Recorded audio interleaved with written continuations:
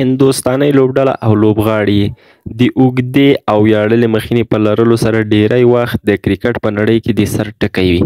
هغه څه چې دغه ویاړ دوی ته ور په برخه کړی دا خپل هیواد خلکو کرکټ او بالاخره خپل لوبډلې ته د دوی ژمنتیا څرګندوي. تازه هندي لوبډلمشر روهیت شرما هم د آیرلینډ لوبډلې په وړاندې په 2024 نړیوال جام کې خپله لوبډله په ډېر اسانۍ سره بریا ته ورسوله. دا هغه بریا وه چې د روهیت شرما لپاره یې ځینې مثبت نوښتونه او خلاقیتونه له ځان سره لرل چې دغه مثبتو کارنامو ته موږ ریکارډونه د روهیت شرما لپاره بللی شو. روهیت شرما یو له هغه لوبغاړو ده چې د شکیب الحسن ترڅنګ د 2007 نړیوال جام څخه راپدې خوا بیا تر ننه پورې په ټول نړیوال جامونو کې لوبېدلی ده او دغه دوه لوبغاړي دي چې دغه ټول نړیوال جامونه یې لا تر اوسه لوبولي دي. لومړی روهیت شرما تر ویرات کوهلي او بابر اعظم وروسته دریم لوبغاړی شو چې په شلوریز کرکټ کې 4 ځله منډې پوره کوي.